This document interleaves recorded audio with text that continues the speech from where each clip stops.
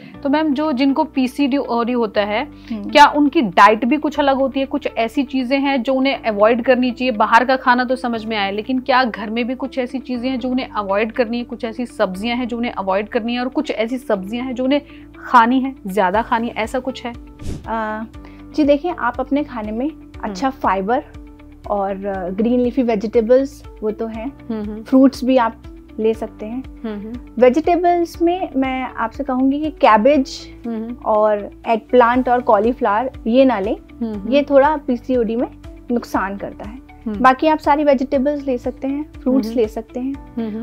Omega 3 fats आप ज़रूर अपने जो डाइट है उसमें ऐड करें। गुड फैट्स जो होते हैं, जैसे नट्स हो गए और सीड्स हो गए, flax seeds, chia seeds, pumpkin seeds और वॉलनट्स हो गए, आमंड्स हो गए, ये सब आपको ऐड करने ही चाहिए क्योंकि हार्मोन्स अच्छे काम करें तो गुड फैट्स आपको अच्छे करने चाहिए। प्लस आपको खराब चीज़ों से बिल्कुल बचना है, जैसे प्रोसेस्ड फ्रूट्स हो गए, जो पैकेज्ड फूड्स मिलते हैं, और जंक फूड, शुगर से ऑब्वियसली आपको दूर रहना है। शुगर तो अगर आपको पीसीओडी है तो लेनी ही नहीं चाहिए। कि हम गुड़ भी नहीं खा सकते, या आजकल जो शुगर फ्री टैबलेट्स आती हैं वो भी नहीं ले सकते, या कुछ ऑप्शंस हैं हमारे पास? ब्राउन शुगर है या कुछ ऐसे ऑप्शंस हैं हमारे पास? नहीं, देखिए आप स्टीविया ले सकते हैं, पर ज़्यादा किसी भी चीज़ को लेना अवॉइड करना चाहिए, स्पेशली अगर पीसीओडी है तो। टेबल शुगर तो बिल्कुल नहीं, लेकिन जो नेचुरल जिसमें शुगर होती है, जैसे फ्रूट्स आप ले सकते हैं, डेट्स ले सकते हैं आप, और आप स्टीविया का भी यूज कर सकते हैं। आजकल मॉन्क शुगर भी बहुत ज़्यादा, क्योंकि इसमें कैलोरीज नहीं होती हैं। स्टीविया हो गई, क्या है मॉन्क शुगर। मॉन्क एक फ्रूट है, एक प्लांट है जिसमें से एक्सट्रैक्ट करके उसकी शुगर निकाली जाती है, शुगर उसकी बनाई जाती है, और इसमें कैलोरीज नहीं होती। बेसिकली इसमें कैलोरीज नहीं है। शुगर में तो बहुत ज़्यादा हाई कैलोरीज होती हैं, लेकिन इसमें कैलोरीज नहीं है, जिसकी वजह से आप इसको कंज्यूम कर सकते हैं। डायबिटिक पेशेंट्स के लिए भी ये काफ़ी हेल्पफुल रहती है जी। और मैम, जैसे कई लोग कहते हैं कि अगर आपको पीरियड पेन है तो डार्क चॉकलेट खा लो या गुड़ खा लो, क्या ये इफेक्टिव है, गुड़ और डार्क चॉकलेट, या जस्ट ये मिथ है? डार्क चॉकलेट मतलब सचमुच की डार्क चॉकलेट, मिल्क चॉकलेट नहीं। एक तो मिल्क चॉकलेट होती है। अच्छा, ये भी फर्क है? फर्क है, एक मिल्क है, एक डार्क है। मिल्क जो हम सब खाते हैं, मिल्क चॉकलेट। डार्क चॉकलेट मैंने कमी से ही लोगों को खाते हुए देखा है, क्योंकि वो कड़वी होती है और वही फायदेमंद लोगों को लगता है जहाँ पर चॉकलेट जुड़ गया वो तो मीठा होना चाहिए। बिल्कुल बिल्कुल बिल्कुल। तो वही पसंद आता है, बच्चे भी आजकल खाते हैं चॉकलेट। अब ये लोग कहते भी हैं कि नहीं, चॉकलेट तो फायदा करती है, इसमें इतने % डार्क चॉकलेट है। पैकेट पे लिखा भी होता है कि 50% डार्क चॉकलेट, 60% डार्क चॉकलेट। लेकिन डार्क चॉकलेट मतलब मीठा बिल्कुल उसमें नहीं होता, सिर्फ डार्क होती है। वो बिल्कुल आपको फायदा करती है आपके मेटाबॉलिज्म में, आपके डाइजेशन में, आपके मूड स्विंग्स में, क्योंकि ऐसे में मूड स्विंग्स बहुत ज्यादा होते हैं हार्मोन्स इम्बैलेंस की वजह बहुत मीम्स भी बनते हैं फीमेल्स को कि इनके पता नहीं कब ऐसे करेंगे कब ऐसे। वो एक्चुअली हमारे हार्मोन जिम्मेदार होते हैं, हम जिम्मेदार नहीं होते। बिल्कुल बिल्कुल।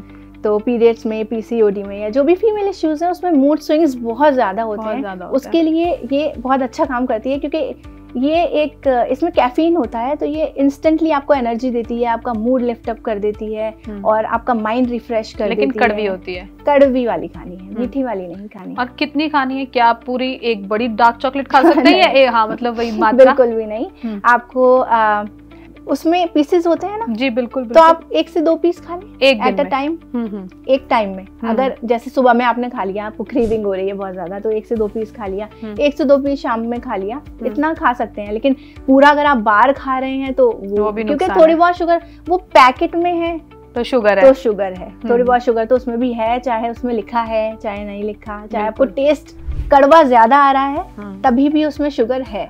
ऐसा नहीं है कि उसमें शुगर नहीं है, तो लिमिट उसको भी करना है। और गुड़ में भी कैलोरीज होती हैं। मुझे लगता है क्योंकि गुड़ को एक अच्छा सोर्स माना जाता है शुगर की जगह पे। कि शुगर ना लें तो गुड़ ले लें।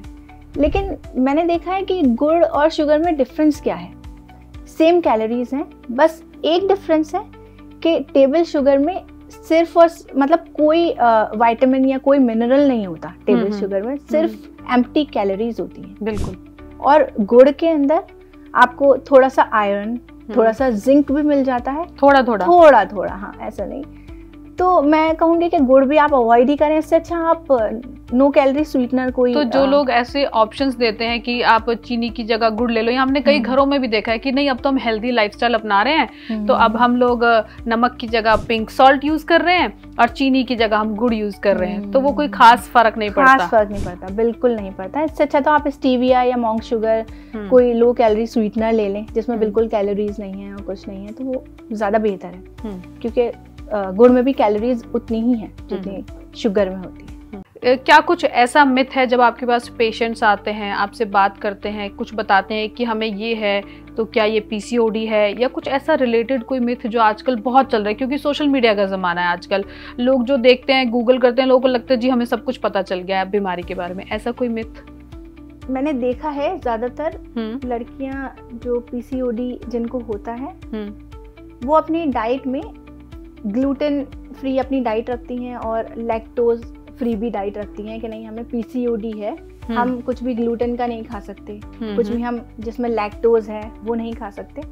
लेकिन मुझे ऐसा लगता है कि ऐसा नहीं होना चाहिए, क्योंकि ग्लूटेन और लैक्टोज जिस सोर्स से हमें मिलता है उसमें भी काफी सारे बेनिफिट्स हैं, हमें लेना ही चाहिए। हाँ, अगर आपको उससे एलर्जी है, जैसे जिनको पीसीओडी नहीं है, कुछ लोग, काफी सारे लोग आजकल ऐसे हैं जिनको ग्लूटेन से एलर्जी है, जिनको लैक्टोज से एलर्जी है, वो नहीं लेते। तो अगर आपको ऐसे एलर्जी है जी तो आप नहीं लें, और अगर आपको एलर्जी नहीं है तो बिल्कुल आप ग्लूटेन जिसमें है वो फूड्स भी ले सकते हैं, और लैक्टोज मतलब मिल्क बेस्ड फूड्स भी आप ले सकते हैं। फर्मेंटेड फूड्स आप लें, वो काफी ज्यादा हेल्पफुल है। जैसे मैम फर्मेंटेड फूड जैसे कि दही हो गया, प्रोबायोटिक्स जो हमारे पेट के लिए भी काफी अच्छे होते हैं, दही हो गया। साउथ इंडियन फूड फर्मेंटेड होता है, इडली, डोसा और उत्तपम। तो ये सब अगर आप खाते हैं तो पीसीओडी जो है मैनेजेबल हो जाता है, धीरे धीरे मैनेजेबल हो जाता है। ये एक मिथ है कि ग्लूटेन नहीं ले सकते, लैक्टोज नहीं ले सकते, मैं ये मिथ बता रही हूँ आपको। जी बिल्कुल ले सकते हैं, मेरे हिसाब से ले सकते हैं अगर आपको एलर्जी नहीं है, आप एलर्जिक नहीं है उससे। तो मैम कोई एक ऐसी टिप जो आप कहेंगे कि चाहे पीसीओडी हो, या आपको लगता है जो यंग गर्ल्स हैं 15 to 20 की गर्ल्स हैं जो अभी जा रही हैं आगे अपनी एज में, उनको कोई एक ऐसी टिप जो आप कहेंगे ये आप फॉलो करिए ही करिए अगर आपको पीसीओडी से बचना है, या अगर आपको है तो वो क्या टिप देंगे आप? मैं सारी यंग गर्ल्स से कहना चाहूँगी कि प्लीज़ आप अपना ध्यान रखें, अपनी फिजिकल एक्टिविटी पे ज़्यादा ध्यान दें, क्योंकि फिजिकल एक्टिविटी बहुत ज़्यादा ज़रूरी है पीसीओडी से बचने के लिए। वेट मैनेजमेंट बहुत ज़्यादा ज़रूरी है पीसीओडी से बचने के लिए, और अपनी डाइट में हेल्दी फैट्स इंक्लूड करें। आप किसी से या तो पूछ लें, डॉक्टर से कंसल्ट करें, या गूगल कर सकते हैं आप कि हेल्दी फैट्स क्या क्या होते हैं। नट्स, सीड्स, इन सब चीज़ों से, अगर आप नॉन वेजिटेरियन हैं तो फिश से आपको हेल्दी फैट्स मिलते हैं, वो अपनी डाइट में ज़रूर इंक्लूड करें। स्ट्रेस कम लें, टाइम पे सोएं, यही कुछ चीज़ें हैं अगर आप फॉलो करेंगे तो आपको आगे पीसीओडी होने के चांसेस काफ़ी कम हो जाएंगे। और स्पेशली मैं पेरेंट्स से कहना चाहूँगी, क्योंकि आजकल ये टीनेज में बहुत, यंग गर्ल्स में बहुत देखने को मिल रहा है, तो यंग गर्ल्स को इतनी ज़्यादा अवेयरनेस नहीं होती है इन सब चीज़ों के बारे में।